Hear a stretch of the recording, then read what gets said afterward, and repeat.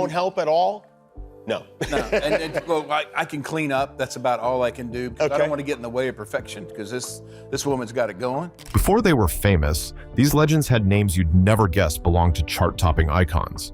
Turns out, some of the most legendary country stars weren't born with those star-studded names. Join us as we unravel 23 country stars who rebranded themselves and made history in the process. Number 23, Patsy Montana. Ruby Blevins was born in Boudry, Arkansas, USA, and she grew up close to Hope. During the summer of 1933, Blevins traveled with two of her brothers to the Chicago World's Fair. The purpose of the trip was to enter a big prize watermelon that the Blevins family had grown, and Ruby was invited mainly to meet her pen pals, Millie and Dolly Good, the girls of the Golden West. While in Chicago, she tried out for a singing role. However, she started laughing halfway through the song. In 1934, Blevins' song list featured Montana Plains, which was a new version of a song that was originally named Texas Plains. Blevins chose her stage name from silent film star and world champion roper Paty Montana, with whom she had the chance to work early in her career. She also starred in a feature-length film called Colorado Sunset alongside Smiley Burnett and Gene Autry. For many of these artists, swapping names wasn't just about style, it was survival in a tough industry. Let's find out more. Number 22, Conway Twitty. Twitty was originally named Harold Lloyd Jenkins when he was born on September 1st, 1933, in Friars Point, Mississippi.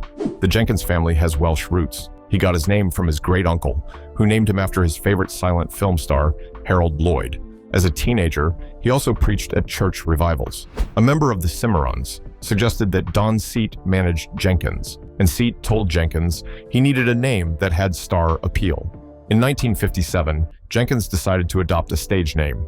According to the Billboard Book of #1 Hits by Fred Bronson, he chose the name Conway Twitty after two towns he saw on a map, Conway, Arkansas, and Twitty, Texas. Twitty confirmed this during an appearance on the David Letterman Show on March 30, 1989.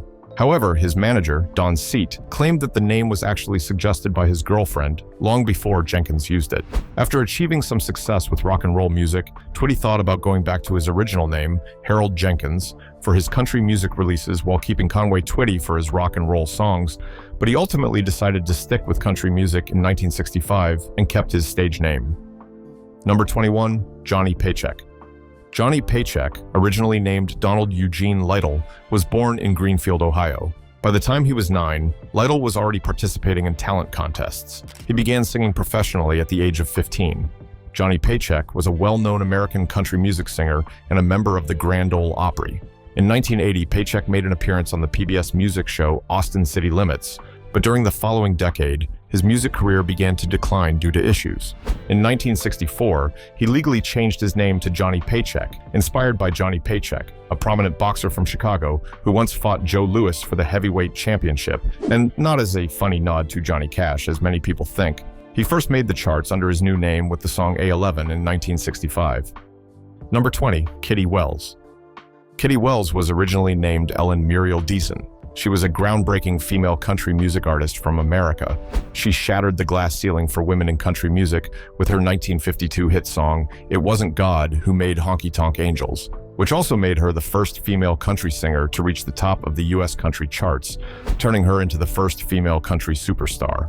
Wells performed alongside Wright and his sister Louise Wright. The three of them toured together as Johnny Wright and the Harmony Girls. Eventually, Wright met Jack Anglin, who married Johnny's sister Louise, and they formed the duo Johnny and Jack. Their band was initially called the Tennessee Hillbillies and later became known as the Tennessee Mountain Boys. During this time, Wells took on the stage name Kitty Wells. Johnny Wright picked this name from the folk ballad Sweet Kitty Wells by the Pickard family. Wells toured with the duo, sometimes providing backup vocals. Before Wells became famous with Honky Tonk Angels, Roy Acuff and the Smoky Mountain Boys toured with Wright and Wells for a while. The next one, the list is a female country singer. When you find out what her real name is, you'll never hear their chart-topping name the same way again.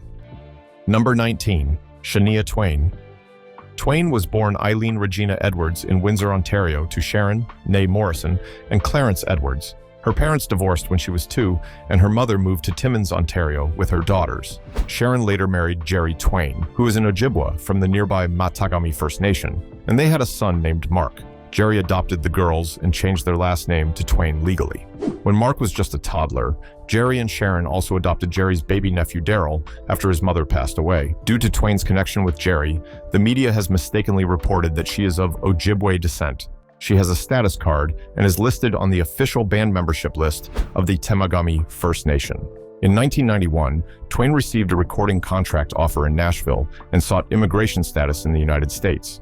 At that time, because her adoptive father Jerry Twain was a full-blooded Ojibwe, and due to the rights given to Indigenous Americans in the Jay Treaty, 1795, she was legally recognized as having 50% Indigenous American blood. Number 18. Garth Brooks. Garth Brooks is a well-known country singer and most people recognize his name. However, what many don't realize is that he once performed under a totally different name, Chris Gaines. Chris Gaines wasn't merely a stage name, he was actually a fictional character that Garth Brooks invented. The idea was to create a movie about this character's life similar to a fake biography known as a biopic. Garth was set to portray Chris Gaines, who was meant to be a mysterious and emotional rock star. Sadly, the movie was never completed or released. Before the film could be produced, Garth put out an album as Chris Gaines. The music was quite different from his typical country style. It leaned more towards pop and soft rock. Some fans were puzzled, and the project didn't achieve the major success Garth had hoped for, but it allowed him to explore something new without impacting his country music career. Even though the Chris Gaines venture didn't go as planned, it demonstrated that Garth Brooks was bold enough to take creative risks and try something entirely different. Today, the Chris Gaines story remains one of the most surprising and discussed moments in his career. Number 17. Faith Hill. Audrey Faith McGrath, who was born as Perry on September 21, 1967, is better known by her stage name, Faith Hill. She is a prominent American country singer and is recognized as one of the most successful artists in country music history, with nearly 50 million albums sold globally. Her first two albums, Take Me As I Am in 1993 and It Matters to Me in 1995, were huge hits, together achieving 3 #1 spots on Billboard's country charts, which quickly made her one of the leading figures in country music. Following that, she gained significant mainstream and crossover success with her albums. In 2001, Hill recorded the song There You'll Be for the Pearl Harbor soundtrack, which also turned out to be a global success. It was nominated for an Academy Award and remains her best-selling single in Europe. Sometimes, even the most iconic names were born from a need to sound more country. Stay with us for more. Number 16. Winona Jud. Winona Jud is a famous country singer, but that's not the name she was given at birth. She was actually born as Christina Clare. Her mother, Naomi Jud, had her when she was quite young. Initially, Christina went by the last name Timonella from her mother's husband at that time, even though he wasn't her real dad. As she got older, she and her mom moved to Nashville, Tennessee to pursue their music dreams. They formed a mother-daughter duo known as the Judds, and they quickly rose to fame in the country music scene. Eventually, when Christina began her solo career, she chose to change her name to something more distinctive. She selected the name Winona, inspired by the town of Winona, Arizona, which is referenced in the classic song Route 66. She also adopted her mother's stage last name, Judd. Thus, she became Winona Jud. She even made it official by legally changing her name before starting her solo music journey. Number 15. Tim McGrath. Tim McGrath's birth name was Samuel Timothy Smith, and he was born in Louisiana. While growing up, Tim believed his stepfather was his biological dad, so he went by the last name Smith. However, when Tim turned about 11, he found out a shocking truth. His real father was Tug McGrath, a well-known Major League Baseball pitcher who played for the New York Mets and Philadelphia Phillies. As Tim matured and began his music career, he chose to adopt his biological father's last name, McGrath, and started performing as Tim McGrath. This decision helped him gain recognition in the country music scene, and it became the name that everyone would come to recognize and appreciate. Even though Tug wasn't involved in Tim's early years, they eventually grew close. Number 14. Hank Williams.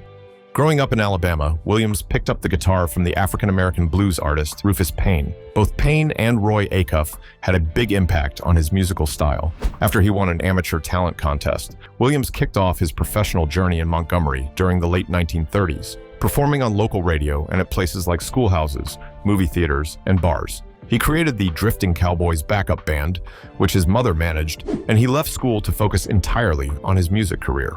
In July 1937, the Williams and McNeils started a boarding house on South Perry Street in downtown Montgomery.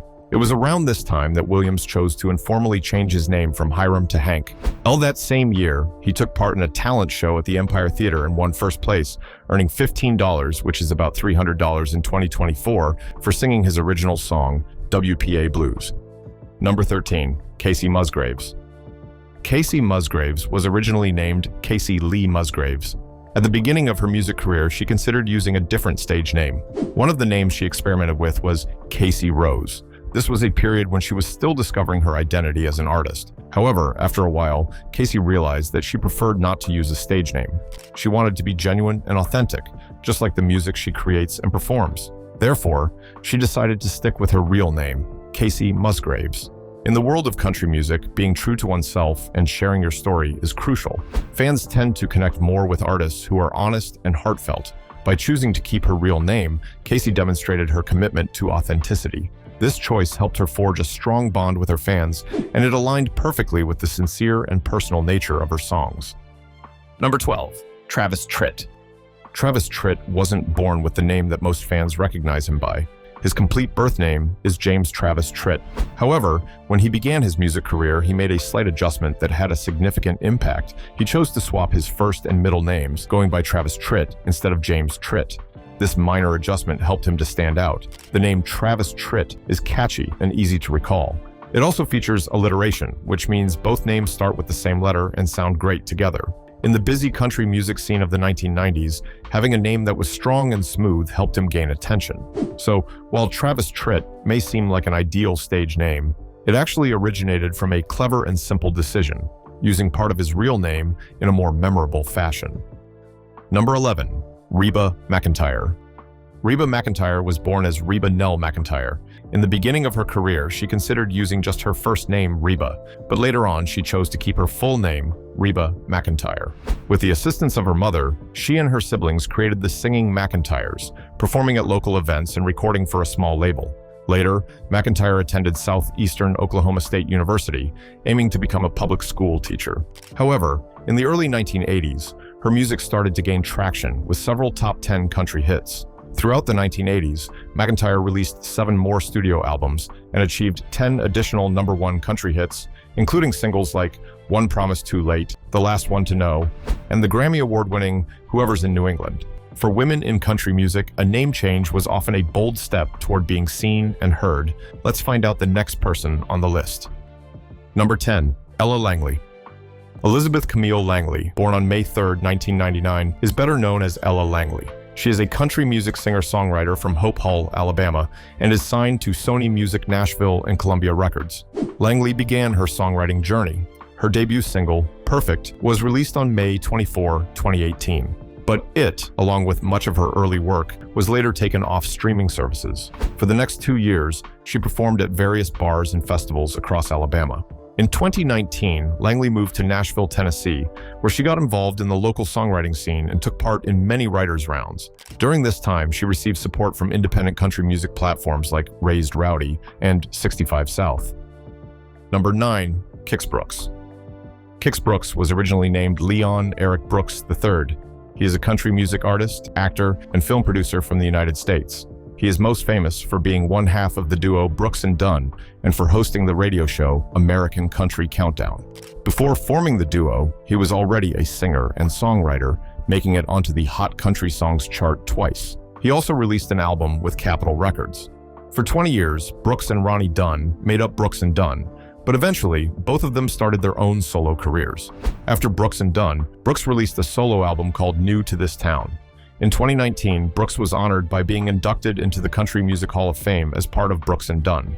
To avoid confusion and stand out, this legend picked a name that would shine on its own. Stay with us as we unravel the next country icon.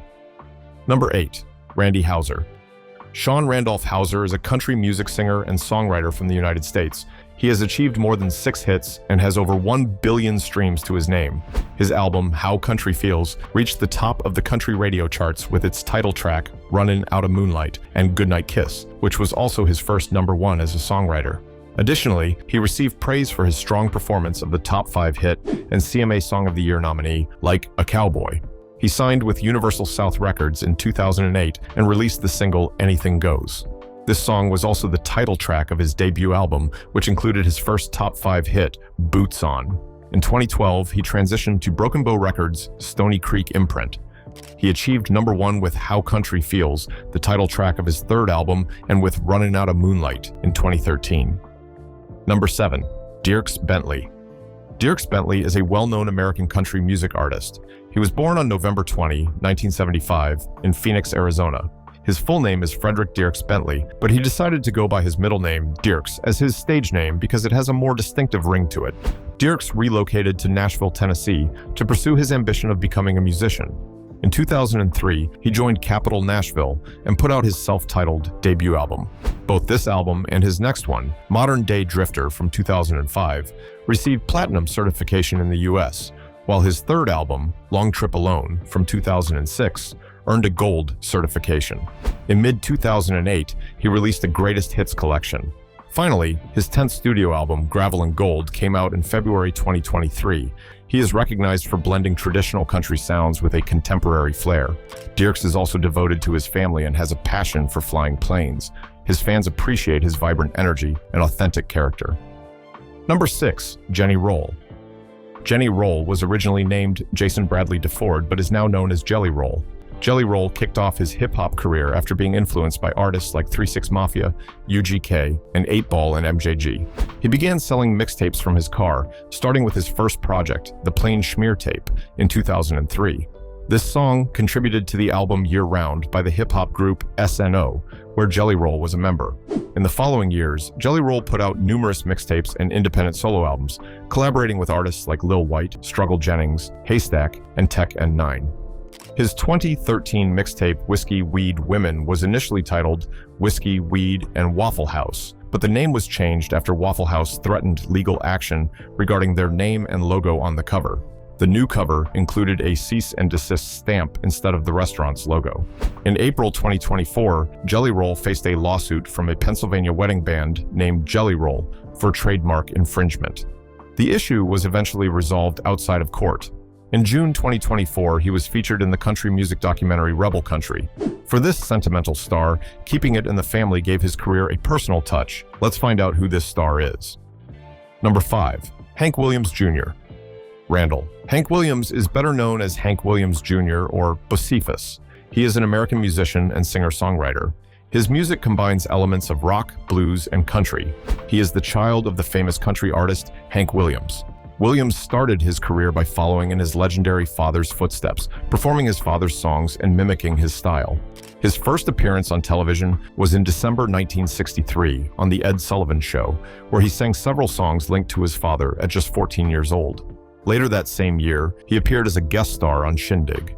As Williams worked to carve out his own identity in the country music scene, his musical style gradually began to change. His career faced a setback due to a serious fall while climbing Ajax Peak in Montana on August 8, 1975.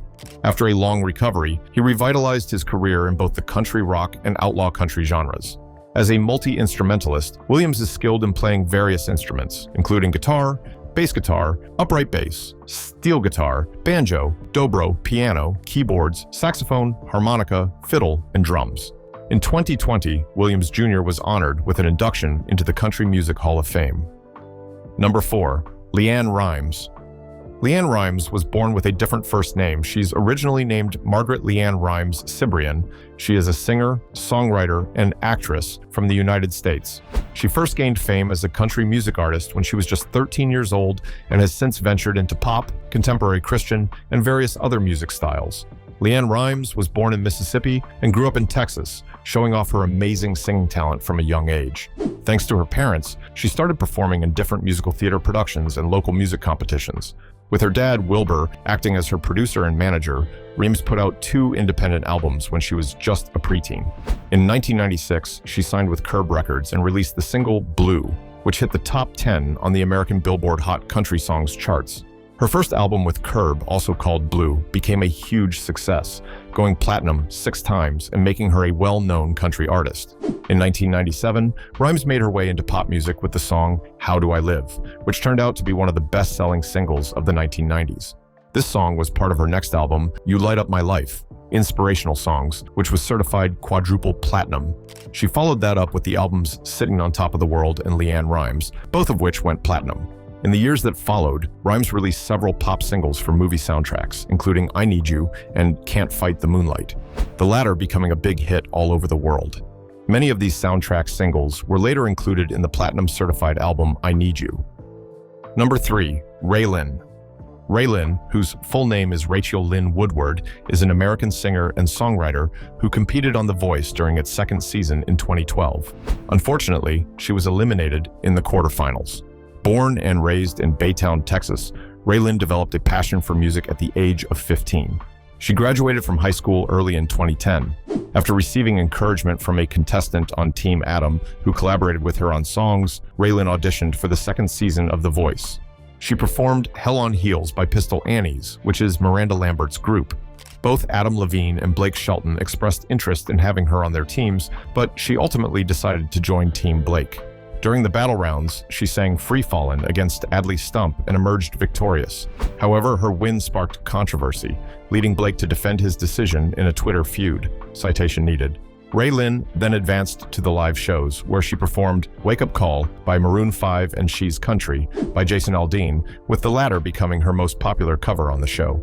For her final performance, she sang If I Die Young by the band Perry, but unfortunately, she was not selected over Aaron Willett and was eliminated.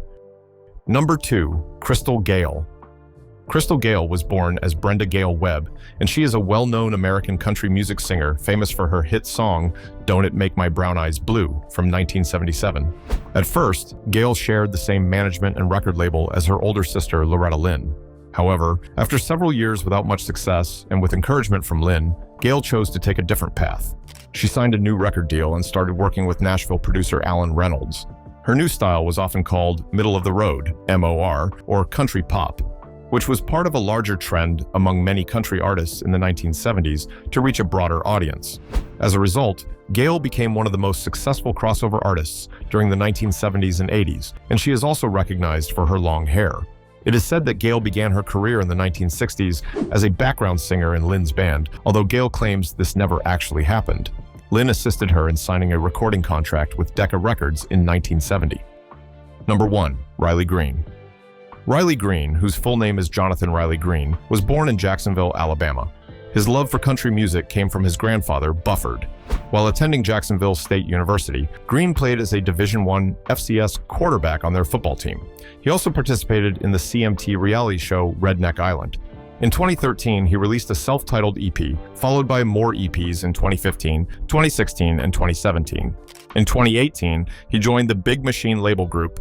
Billy Dukes from Taste of Country gave a positive review of There Was This Girl, likening its theme to Chris Cagle's Chicks Dig It and highlighting its neo-traditional country sound compared to other artists. The song made it onto the country airplay charts, and a music video was filmed in October 2018.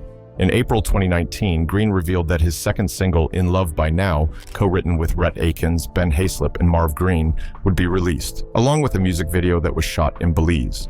If you enjoyed this video, like and subscribe, and also click the next video shown on your screen.